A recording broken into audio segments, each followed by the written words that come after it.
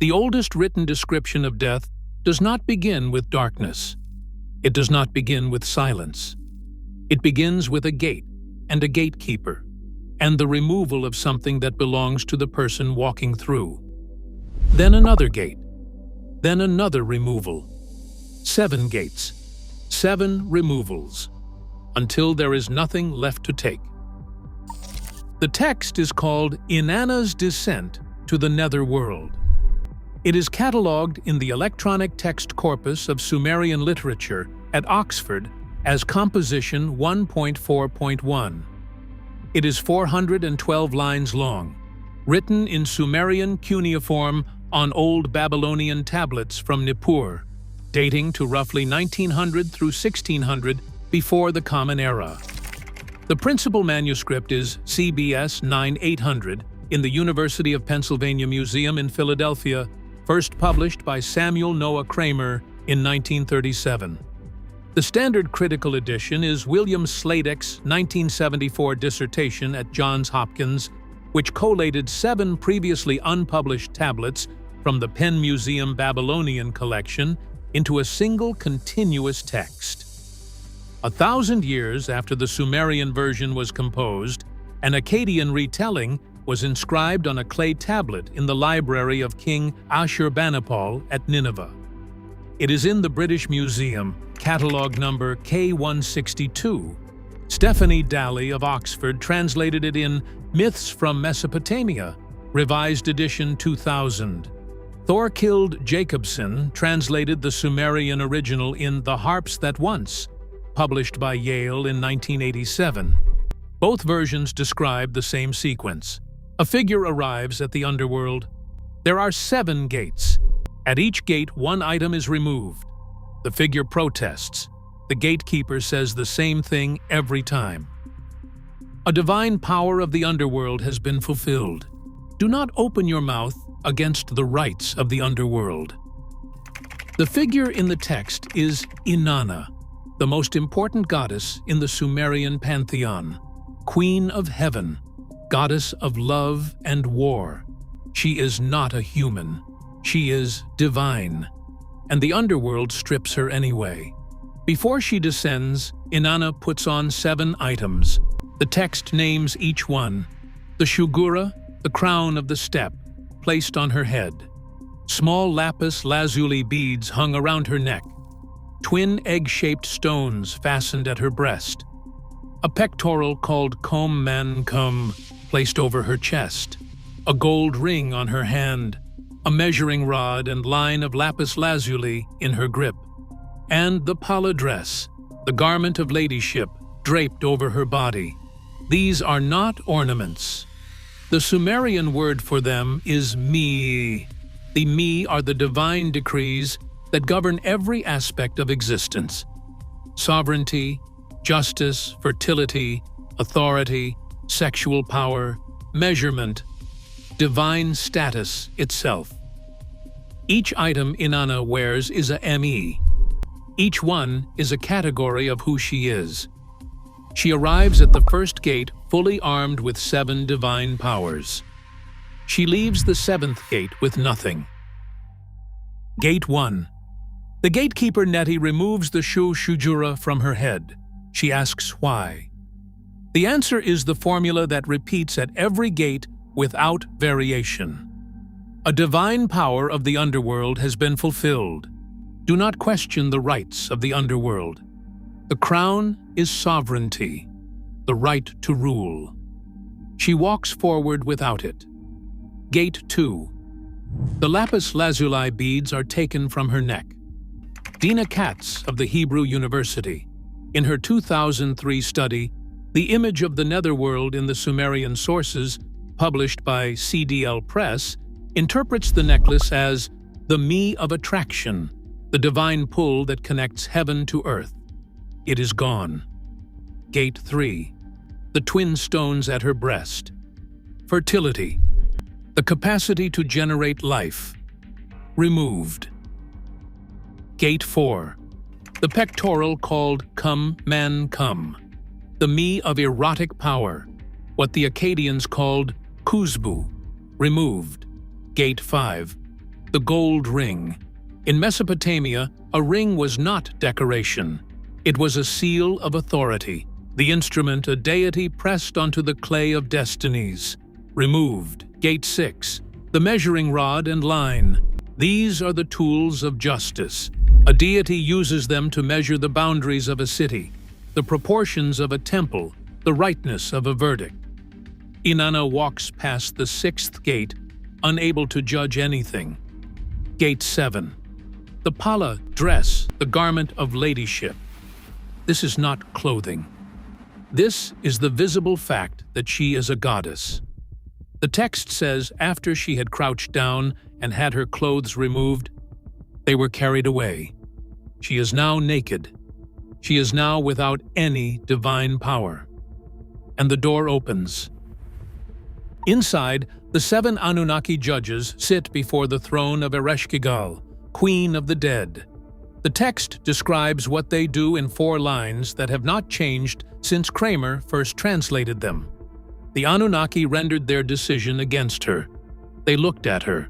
It was the look of death. They spoke to her. It was the speech of anger. They shouted at her. It was the shout of heavy guilt. The afflicted woman was turned into a corpse, and the corpse was hung on a hook. A goddess, the Queen of Heaven, hung on a hook like a carcass in a butcher's stall. The Akkadian version on tablet K162 in the British Museum changes the inventory slightly. The great crown, earrings, neck chains, breast ornaments, the girdle of birthstones, bangles from the hands and feet, and the breechcloth. 7 items, 7 gates, but the architecture is identical, and the refrain is the same. Dalley's translation of the Akkadian gatekeeper's formula, repeated 7 times in her edition, "Go in, my lady. Such are the rites of the mistress of earth." The rites of the mistress of earth, not the whims, not the cruelty. The rites. This is a liturgy. The underworld has rules. The rules are formal. The rules are, in the text's own word, perfect. The Sumerian term is shudu, meaning complete, finished, perfected. The me of the underworld cannot be argued with. They cannot be evaded. A goddess tried with 7 divine weapons and failed at every gate. The Sumerians had no concept of heaven. There was no sorting of the dead into good and evil. There was no reward for virtue. Dina Katz's study confirms what every major Assyriologist from Kramer to Jacobson to Foster has documented. Everyone went to the same place. The Akkadian name for it is Ersetu Latari, the earth of no return. The opening lines of the Descent of Ishtar describe it. The house where those who enter are deprived of light, where dust is their food and clay their bread, where they see no light and dwell in darkness, where they are clothed like birds in feathers of wings. This description is not reserved for goddesses. In the Epic of Gilgamesh, Tablet 7, Enkidu sees the same place in a dream and describes the dead in almost identical terms. Dust, clay, darkness, feathers. In The Death of Gilgamesh, ETCSL text 1.8.1.3, Enlil himself tells the greatest hero in Sumerian literature that kingship is his destiny, but not eternal life. The darkest day of humans awaits. In The Death of Ur-Nammu, the historical king who founded the 3rd dynasty of Ur and wrote the oldest surviving law code, he arrives in the underworld and immediately begins handing out gifts to the 7 gatekeepers so they will not mistreat him. A king, the author of the first laws, bribing doormen in the dark. This is what the Sumerian texts describe as the universal human afterlife. Not punishment, not justice. Procedure. The underworld is not chaos. It is a bureaucracy. There is a chief doorman named Neti. There is a queen named Ereshkigal. There are 7 gates with bolts. There are 7 judges who sit in a row. There is a formula that is spoken 7 times without variation. And there are enforcement agents. The text calls them Gala. They know no food and no drink. They accept no offerings and no bribes. They tear the wife from the embrace of her husband. They snatch the child from the knee of its father. Their job is collection. Their jurisdiction is total. There is one and only one way to leave the underworld once the gates have closed behind a person. The text describes it in the final third of the poem. Inanna is allowed to leave on a single condition. She must send a substitute. Someone must go down in her place. The Gala demons escort her back to the surface and follow her from city to city, waiting for her to choose. She visits Ninshubur, her minister, who had mourned for her. She spares him. She visits Shara, who had mourned. She spares him. She visits Lulal, who had mourned. She spares him. Then she arrives in Uruk and finds her husband, Dumuzi, sitting on her throne, dressed in fine garments, showing no sign of grief. The text says, Inanna fastened the eye on him, the eye of death, the same look the 7 judges had given her. She hands him to the Gala. They drag him to the underworld to take her place. The exit costs a life, not a prayer, not a ritual, a body. The Sumerians wrote this on clay and stored it in temple libraries and taught it to generations of scribes for over 1,000 years. The poem was not entertainment.